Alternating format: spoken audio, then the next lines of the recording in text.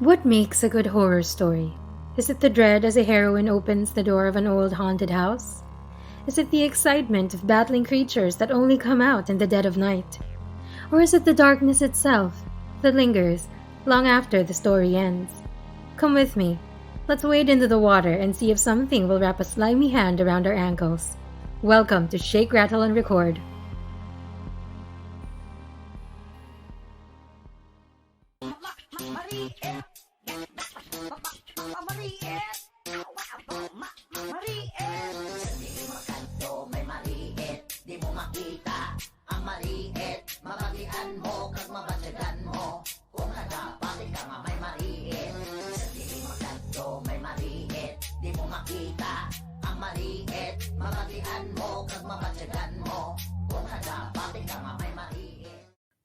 Shake, Rattle, and Roll is a horror film franchise that I grew up with, something that was constantly replayed on local television around All Saints' Day or Undas, when it's said that the veil between the living and the dead is thinnest.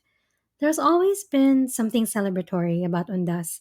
The cemeteries come alive with people, food, and music, singing, of course. It's hardly a Filipino event without karaoke.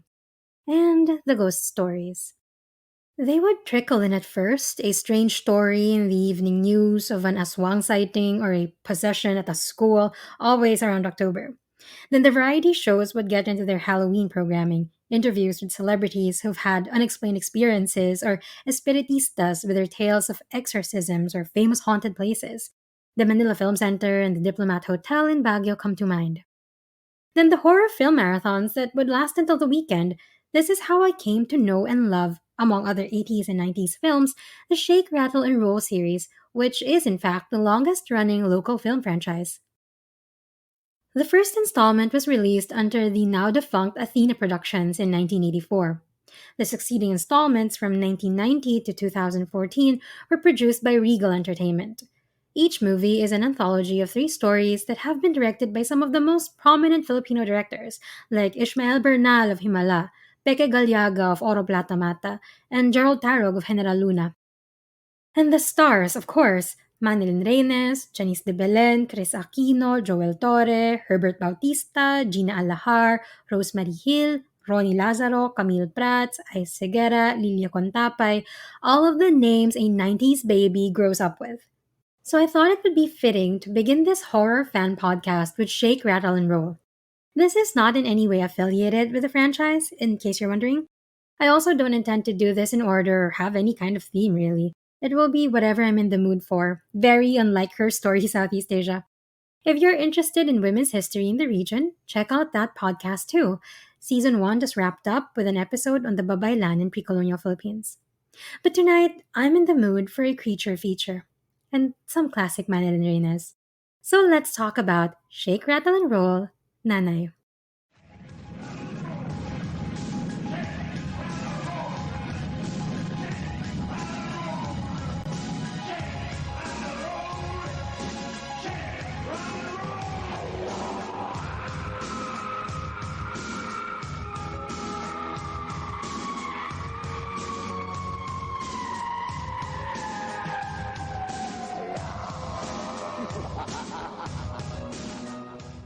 Nanay, our mother, tells the story of Maloy, played by Manilyn Reynes, a college student constantly bullied by her classmates. During the opening scene, they're doing field work for some sort of zoology class at a lake within a volcano, think Taal in Batangas. This scene is a way to contrast the classmates in bikinis and trunks while Maloy is in an oversized collared shirt and khaki shorts with her thick glasses on. Two male classmates play a prank on her. They stick a sign on her back that reads, Kabiyak ng Shokoy, wife of a merman. In Philippine mythology, a shokoy is usually a humanoid with scaly green skin, webbed hands and feet, and fins on different parts of the body. It seemed like they chose this insult because she was really into zoology, but it's also a bit of foreshadowing. Shortly after, her best friend Sally, played by Candy Pangilinan, comes up to her with specimens, large, gel like eggs with tentacles attached to them. Sally squeezes one and they hear a strange, anguished noise. Maloy tells her not to hurt the eggs. Then she secures them in a bag, logs them in her clipboard, and puts the eggs in a cooler. Sally goes back into the water for a swim and is immediately dragged down by an unseen force. They manage to get her out, but she's already drowned. Maloy finds seaweeds and tentacles all over her body and finds even more of it on the cooler. She makes it back to her dorm with the cooler in tow. I guess there wasn't enough time to take everything back because of the accident.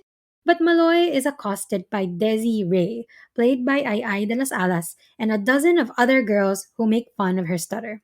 It's very annoying.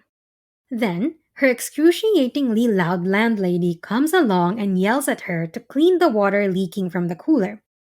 They go into the kitchen, where Maloy explains where she's been. The landlady, Ebang, played by Vanjila Balan, tells her that lakes are extremely dangerous.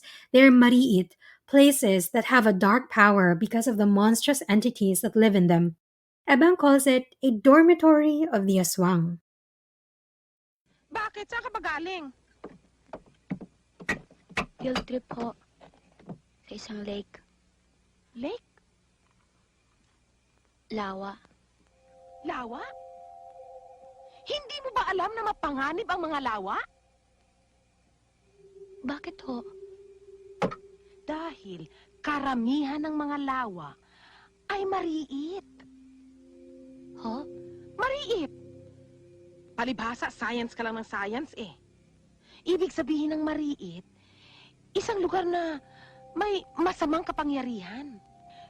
Dahil marami ritong nakatirang mga lamang lupa. Parang dormitoryo ng mga halimaw. Now, this is a little simplistic. Mariit is a Hiligaynon word that refers to an indigenous belief in Western Visayas with obvious roots in animism.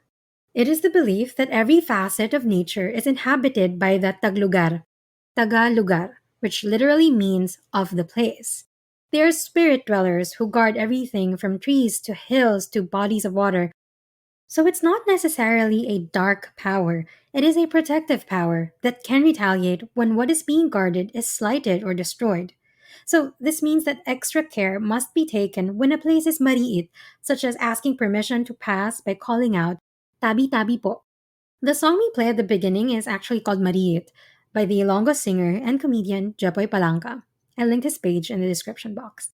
I've read that the old Hiligaynon incantation is tabi-tabi anay mga amigo, basi masalapay kamo, hindi ako makakita sa inyo. Step aside, my friends, I might accidentally hit you because I can't see you. Most of us have been taught this as children. Even I, born and raised in Manila, know to say tabi-tabi po whenever walking in wooded areas. But it's not just forests and lakes that are mariit, of course. With human development, many highways are known as mariit, accident-prone.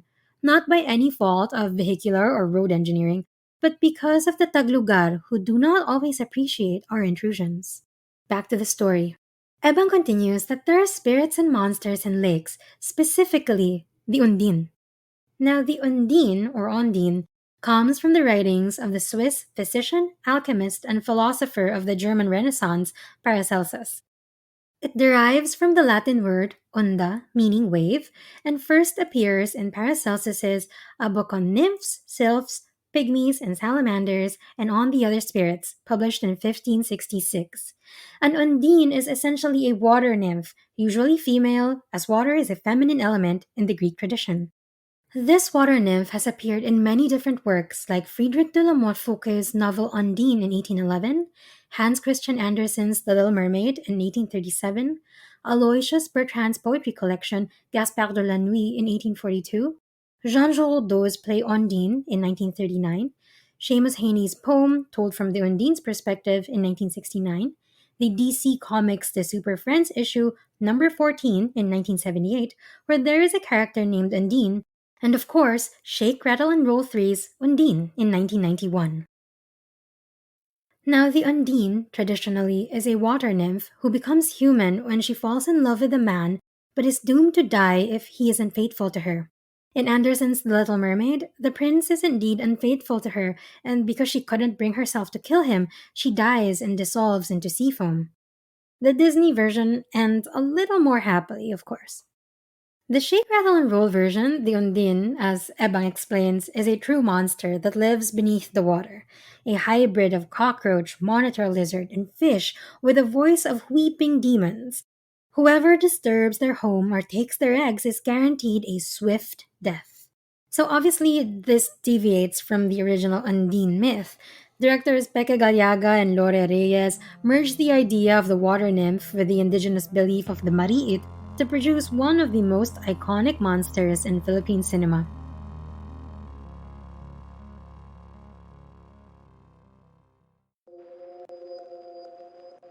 The truth, they say, is out there. Trouble is, the truth sometimes can be bland and uninteresting. Subscribe to Dark Theory. Dark Theory is a self-produced Filipino podcast that takes you down a rabbit hole of mystery, conspiracy, and dark, twisted tales that blur the boundaries of what you know to be real. Subscribe to a little darkness. Listen to Dark Theory, available on Spotify, Apple Podcast, and Anchor. We make the truth a tad bit more delightful, all with a pinch of darkness. This is Dark Theory.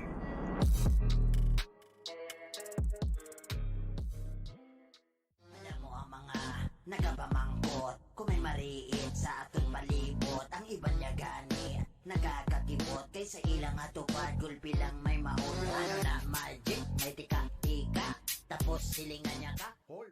Some noise leads Ebang out of the kitchen, upon which the Undine reveals herself hiding in a water jug. It looks more like a frog with its green skin, lanky limbs, and bulging eyes. Her face is covered in sludge, and what hair she has is plastered to her misshapen head. That's the creature you see in the cover photo, the unique invention of this movie and the titular Nanay or mother. She makes eye contact with Maloy and flies at her in an attempt to rip her face off. She manages to fight the Undine, which then retreats. Maloy finds the eggs in the cooler and attempts to return it to the Undine. But the entire dorm walks into the kitchen and makes fun of her again for crawling around on the floor and calling to the creature. At this point, they haven't seen the Undine, so they're still assuming she's just a little kooky. I just want to commend Ay de las Alas at this point because she is truly extremely irritating as Desiree. And if I were Maloy, I would have already lost it. Baka ikaw ang gusto niya. Type ka ng mga halimaw. Gusto kabiyak ng chocolate. See what I mean? Ridiculous! Anyway, Desiree's boyfriend shows up with a bunch of other guys, including Joey Marquez, for presumably a dorm party. Joey Marquez's script seems to consist mostly of Siya tayo, kidding wow. Maloy goes to take a bath to escape the chaos, and we are treated to some karaoke while she cleans a jar to put the eggs in.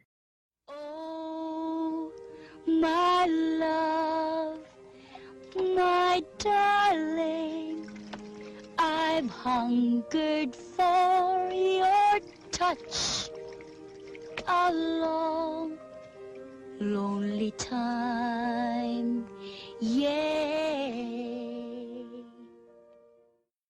The Undine is actually in the bathroom with her, hiding in a toilet bowl, and she nearly flushes her down. Her landlady, though, unluckily walks into the bathroom, and the Undine gets her, melting her down in seconds, with some type of venom spewing from her mouth, bringing the total deaths in this episode to 2 so far. Maloy, already in distress, finds Joey Marquez, he doesn't have a name here really, in the bathroom, presumably trying to peep on her. She attacks him with a mop, which, good for her. Joey Marquez hides in a stall, snickering to himself. Sexual harassment is very funny, apparently.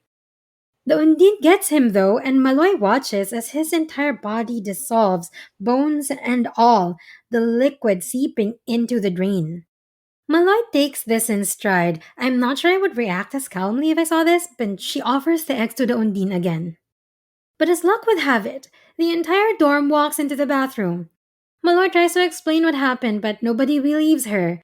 Desiree takes the eggs and crushes them with her feet. The Undine screams. They bully Maloy a little more, and she finally punches Desiree and pushes her headfirst into a toilet. Nobody helps Desiree for some reason, but they do carry her out of the bathroom. She then dramatically moans under a colombo, but at this point, she runs into the inevitable. The Undine attacks and liquefies at least 5 people in the room. Desiree is just a head in a ribcage the last time we see her. Maloy finds and offers the Undine one last egg to stop the rampage. The Undine takes the egg while the surviving dormmates look on. She asks the Undine to get back into the water jug. After a bit of apology, Maloy takes the Undine back to the lake where she reunites with her lover who was waiting for her in a tangle of reeds. Now, we have no idea how anybody would explain that many disappearances to the police without sounding like they were all hallucinating. And at a college party, there can only be a few conclusions there. But what I like about this story is probably what most people like about it too. A shy underdog character who eventually fights for herself but doesn't lose her compassion. She doesn't blame the Undine for the course of action it takes, largely because she understands that it was them who disturbed the natural order in the first place. And because, as the titular mother, the Undine had the duty to rescue the eggs no matter what it takes. Maloy shows respect for nature and the supernatural that sets her apart from her far less discriminating classmates. Manilyn Reynes does a phenomenal job playing Maloy, and she stars in a total of 5 stories in this series. There's a pretty good chance we'll cover all of them. Nanay is a good example of what makes Shake, Rattle, and Roll special. It is rooted in Filipino beliefs, has a memorable heroine and an iconic villain, and manages to combine a bunch of different elements into screaming good fun. And like any good horror story, it leaves you with a warning. If you happen to wander into a place that is mariit, take heed, show respect. You never know what you might bring home if you don't. That's it for the first episode of Shake, Rattle, and Record. Check back in next time as we delve into Tulay, directed by Frank G. Rivera and starring Ice Segura, Aramina, Matet de Leon, and Tom Toss Jr. Thanks again to Jepoy Palanca for letting us play his song Mariit. Follow him on Facebook and YouTube. The links are in the description box. This is your host, the disembodied voice coming from inside your closet. Thank you for listening, and don't forget to follow Shake, Rattle, and Record on Facebook, Twitter, and Instagram at SRR Podcast. I'm Agus Ramirez. Scare you next time. Man lang na sila matambay, likawan mo lang base sila masalabay. Lang tawa bala ang natabo kay Inday, nagpalamote kag naglalaway, nagpalang amo ang iyang abibig, nagapalang atol kay gatubig-tubig. Beg, ang iyang abibig, kalaw ay tulokon kay nagawilwig. Gipatik apin sa espesyalista, ang siling nila basi nakagat sa tanga. Gin-advise ang si Inday kaging resetahan, sang bulong nga buskopan para sa sakit dyan. Ay, antibiotic ag saitote, kung hindi madutlan, imnis ang muriatic. Nagdako na git, ang iyang abibig, nagsulat si Inday sa papel nga pulig. Gindala si Inday sa albularyo, para ang iya bibig madaling mag-ayo. Magpamat